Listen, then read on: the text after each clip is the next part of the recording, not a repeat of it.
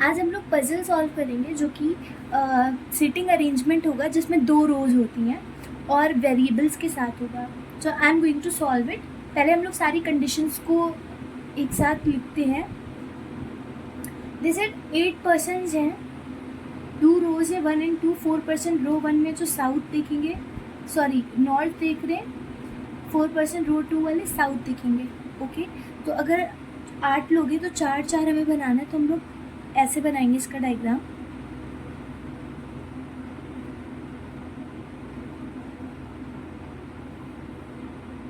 One two three four.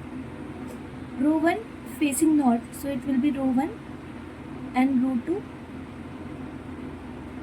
Is this. Okay, अब इन्होंने बोला कि सब लोग अलग अलग कंट्री से बिलोंग करते हैं। कंडीशंस हमें लिखनी है। Only 1 person sit between the one is from Bhutan and F who is from France. इसका मतलब है कि भूटान और एफ जो कि फ्रांस से है, इनके बीच में सिर्फ एक पर्सन है। और इस एरो का मतलब आप लोग को पता होना चाहिए कि हो सकता है एफ लेफ्ट में हो और हो सकता है एफ राइट में हो, तो इन दोनों की जगह अभी कोई हमें स्पेसिफिक नहीं दी गई है। A sits second to the left of one who faces D. इसको हमें कैसे लिखना है? सपोज डी है, उसको कोई बंदा फेस कर रहा है, तो ए जो होगा सेकेंड टू लेफ्ट है हु फेसेस डी, इसके सेकेंड टू लेफ्ट, यानी कि इसके लेफ्ट में एक छोड़ करके ए होगा। हो सकता है डी रो 2 में हो सकता है डी रो 1 में हो, तो हम उस हिसाब से डायग्राम को बनाएंगे। D sits one of the end.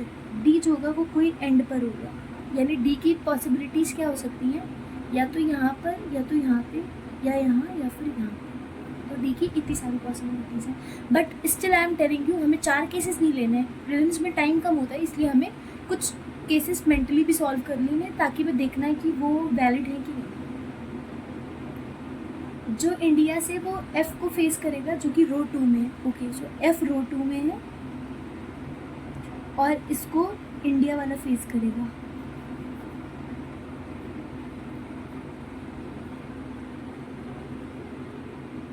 D रो 1 में और चाइना को फेस कर रहा है। डी जो कि R1 में है और वो चाइना को फेस करेगा। ओके, देन एच इटली से वो इमीडिएट राइट ऑफ एफ है, यानी एफ के इमीडिएट राइट में एच है जो कि इटली से है।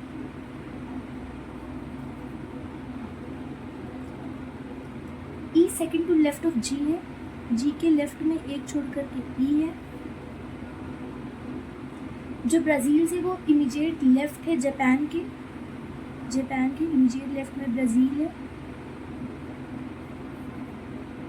देन जो इटली से है वो नेपाल को फेस नहीं करेगा, इटली के सामने नेपाल नहीं आएगा। तो अब हम लोग कंडीशंस कौन सी पिक करना है, ये बहुत ही ज़्यादा इम्पोर्टेंट हो जाता है। चाहे तो हम लोग एफ़ से स्टार्ट कर सकते हैं, क्योंकि एफ़ के लिए दिया गया कि वो रो 2 में है एंड एफ़ के सामने इंडिया है, एफ़ की इमीडिएट राइट में एच है, एफ़ एक छोड़ के भूटान है। एफ़ से बहुत सारी कंडीशंस उठ रही हैं, बट ये कंडीशन मैं लूँगी। बट आई वॉज थिंकिंग कि अगर हम डी से उठाएं, क्योंकि वैसे भी डी के सिर्फ 2 ही केस बन सकते हैं, 4 नहीं बन सकते। क्योंकि आप खुद सोचें, अगर पहले तो मैं डी को यहाँ पे रख के देखती हूँ, अगर डी यहाँ पे होगा तो डी को जो फेस कर रहा है उसके सेकेंड टू लेफ्ट ए आ सकता है। ओके, अगर डी यहाँ पर आया तो डी को जो फेस कर रहा है उसके सेकेंड टू लेफ्ट कोई नहीं आ सकती, क्योंकि उसके लेफ्ट में इमीडिएट लेफ्ट में जब कोई नहीं है तो सेकेंड टू लेफ्ट कहाँ पहुँचेंगे?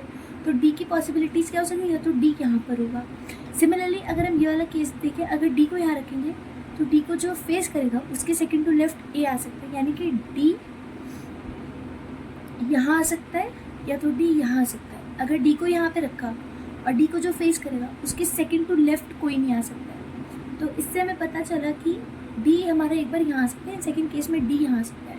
तो हम लोग 2 केसेस बना सकते हैं, 2 बहुत ही कम केसेस हैं, बट स्टिल हम लोग ट्राई करेंगे कि जल्दी जल्दी इसको मेंटली भी सॉल्व करें। तो I am making second case over here.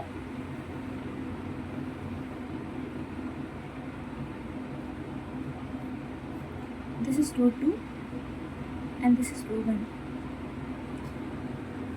तो डी को हम लोग पहले इस केस में यहाँ पे रख देते हैं और डी जिस कंट्री से हो उसको ब्रैकेट में रख देंगे। अब डी को जो फेस कर रहा है उसके सेकंड टू लेफ्ट ए है, तो डी को ये पर्सन फेस करेगा, इसके सेकंड टू लेफ्ट ए यहाँ पर आएगा। एंड इस केस में डी हमारे यहाँ आएगा और डी को जो फेस करेगा उसके सेकंड टू लेफ्ट में ए आ जाएगा। तो हमने पहली कंडीशन जो पिक करी उससे हमने ये 2 डायग्राम्स बनाए। ये वाली कंडीशन को हम हटा देते हैं। अब हमें देखना है F को कहाँ पे हम रख सकते हैं। F के सामने इंडिया आएगा, F के इमीडिएट राइट में H आएगा एंड F रो 2 में है। F रो 2 में अगर यहाँ पे मिल गया तो इमीडिएट राइट में कोई नहीं है, यानी कि F यहाँ नहीं आ सकता है। F अगर यहाँ लिया तो H यहाँ पर आएगा, F अगर यहाँ पे लिया तो H यहाँ पे आएगा। दो ही केस बन सकते हैं। चलिए हम लोग पहले एक काम करते हैं, F को यहाँ पे देख लेते हैं। अगर F को हम यहाँ पे लेंगे, F फ्रांस है और इमीडिएट राइट में H इटली यहाँ पर आया, तो ये फ्रांस हो जाएगा, ये इटली हो जाएगा। और F एक छोड़ के भूटान है, तो यहाँ पे F है तो भूटान यहाँ पे आएगा।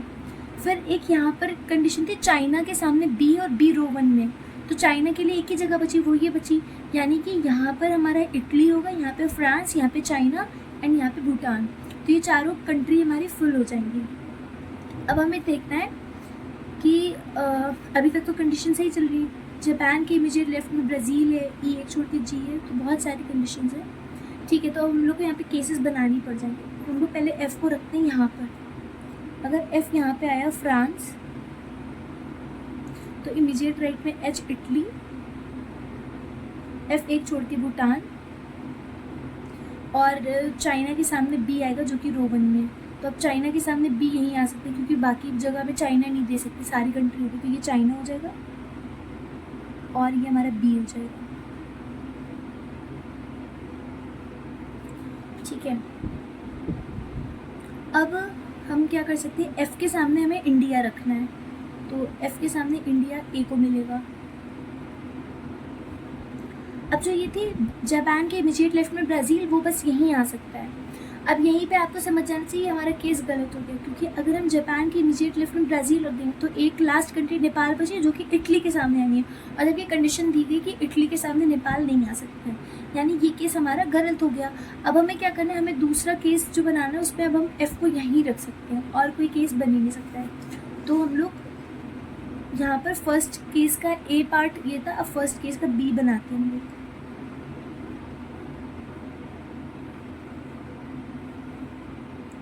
B यहीं पे था हमारा एंड और हमने क्या किया, हाँ A रख लिया था, बाकी हमने कुछ भी अरेंज नहीं करा है। F को मैंने फर्स्ट केस में यहाँ पे रखा था, यहाँ पे F रख नहीं सकते हैं, यहाँ पे ऑलरेडी D है, यानी अब जो सेकंड बचा, जो ओनली केस बचा वो F के लिए ये जगह बची है, तब हम F को इस केस में यहाँ पे रखेंगे। फ्रांस, F के सामने इंडिया, देन F एक छोड़ के भूटान और चाइना के सामने B आना है। चाइना यहाँ नहीं आ सकते क्योंकि B आने आएगा, तो फिर चाइना D को देना पड़ेगा, B यहाँ पर आएगा।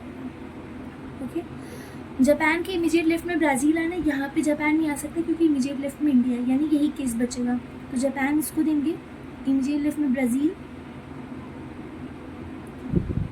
और F के इमीडिएट राइट में H इटली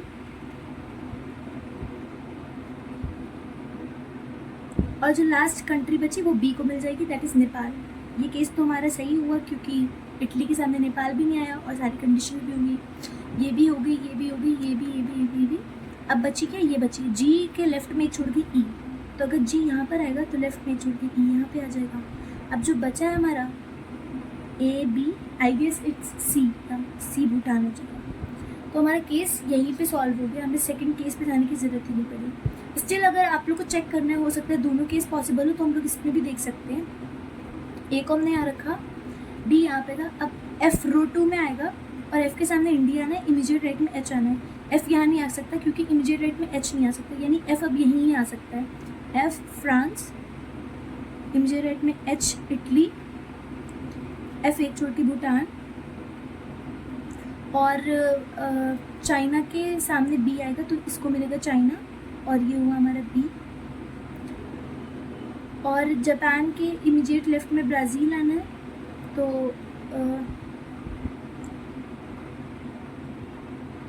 F के सामने इंडिया आना है, ये इंडिया हो जाएगा। अब जापान के नीचे लेफ्ट में ब्राज़ील यहाँ पे आएगा, तो नेपाल फिर से H के सामने आ जाएगा, यानी इटली के सामने, जो कि यहाँ पे मना करा गया। तो हमारा ये भी केस इनवैलिड हो गया, हमारा फर्स्ट केस भी इनवैलिड हो गया। दैट मीन्स हमारा ये फाइनल केस हो गया।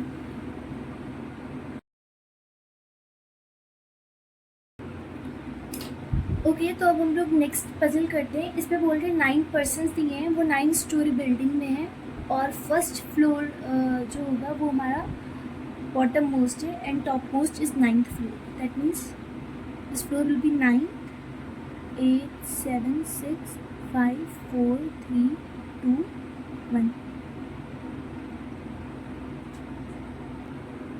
गाइस, क्योंकि ये बिना वेरिएबल की पजल होगी तो मैंने इसमें 3 केसेस ले लिए हैं, इतना कोई इशू नहीं होगा। बस हाँ, आपको थोड़ा सा मतलब एक्टिव रहना पड़ेगा कंडीशंस के रिगार्डिंग। तो सारी कंडीशंस को लिख लेते हैं। इन्होंने बोला है ना ही रीना और ना ही सिया अमर के फ्लोर के एडजेसेंट है, तो उसको हम ऐसे लिख सकते हैं, अमर के आसपास रीना एंड सिया नहीं आएंगे।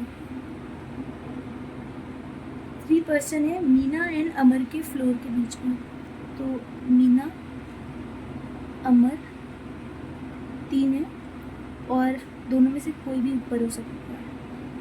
एमी 2 फ्लोर्स अबव मीना है, मीना के फ्लोर के 2 फ्लोर्स अबव है। 2 फ्लोर्स अबव का मतलब ये नहीं कि इनके दोनों के बीच में 2 फ्लोर्स हैं।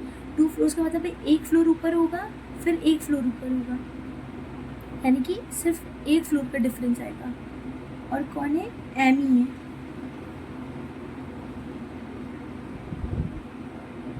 एमी परफेक्ट स्क्वायर नंबर पे, यानी कि ये या तो 4th पे होगी या तो 9th पे होगी,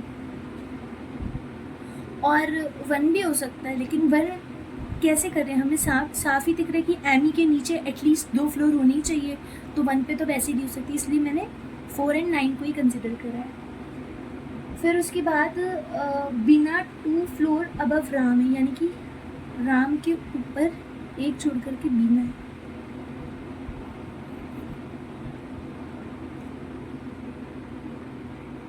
एज मैनी पर्सन अबव बीना एज बिलो टीना, इसको हम ऐसे लिखेंगे, बीना के ऊपर अगर x पर्सन है तो टीना के नीचे x पर्सन होंगे।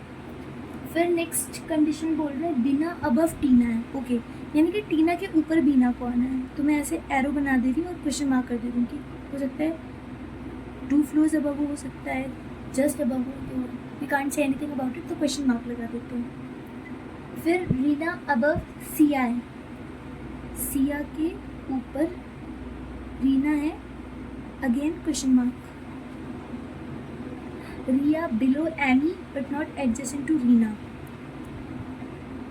एमी के नीचे कहीं पर रिया आएगी, और रिया के एडजेसेंट रीना नहीं है।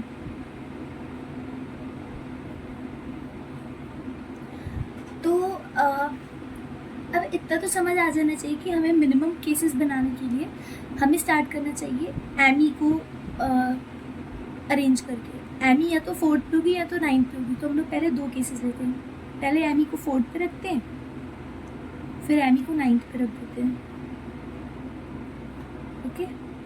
फिर एमी के नीचे 1 छोड़ के मीना आएगी, तो नीचे 1 छोड़ के मीना यहाँ पर आएगी, और इस केस में यहाँ पर आएगी। देन मीना और अमर के बीच में 3 है, तो मीना, अब नीचे तो 3 हो नहीं सकते, तो ऊपर होंगे 1, 2, 3, अमर यहाँ पे 6th पे आएगा। और सेकंड केस के अकॉर्डिंग ऊपर 3 नहीं है तो नीचे 3 होंगे, 1, 2, 3, अमर 3rd पे आएगा।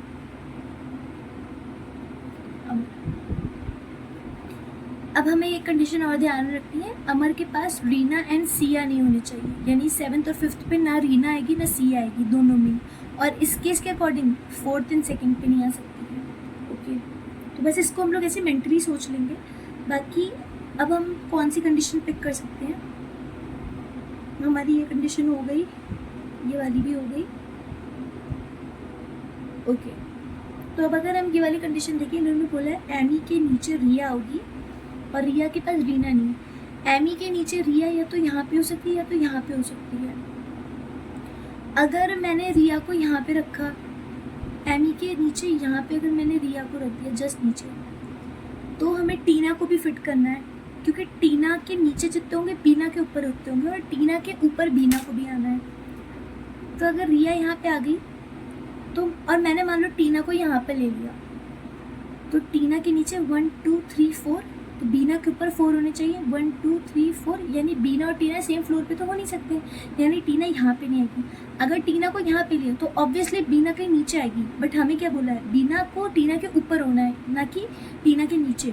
तो टीना, इसका मतलब यहाँ पर नहीं आएगी और ऊपर तो कहीं नहीं आएगी, यानी टीना इन दोनों में से कहीं आएगी।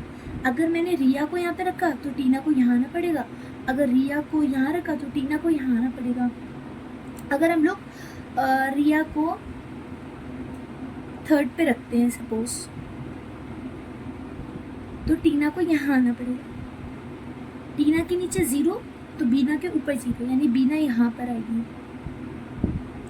सिमिलरली हम लोग इस केस का सेकंड पार्ट यहाँ पे बना दे रहे हैं ताकि हमें दोबारा फिर प्रॉब्लम ना हो। एमी तो यहीं पे थी, 1 छोड़ के मीना थी, मीना 3 छोड़ के अमर था। ओके, तो रिया को हमने 3rd पे रखा। अब इस वाले के अकॉर्डिंग हम लोग रिया को 1st पे रख देते हैं, तो टीना हमारी एट एनी कॉस्ट 3rd पे ही आएगी। और इस केस के अकॉर्डिंग टीना के नीचे 2 तो बीना के ऊपर 2, तो बीना यहाँ पर आएगी। अब अगर हम लोग ये पढ़ें, बीना के नीचे 1 छोड़ के राम है, तो बीना के नीचे 1 छोड़ के राम यहाँ पर आएगा, और इसके अकॉर्डिंग बीना के नीचे 1 छोड़ के राम यहाँ पर आएगा।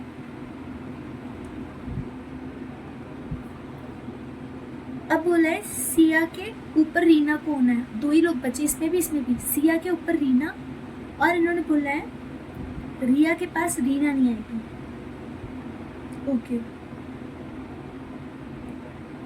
सिया के ऊपर रीना है, तो वो केस यहाँ पे ऐसे होता, सिया उसके ऊपर रीना, और इसमें यहाँ पे सिया एंड इसके ऊपर रीना।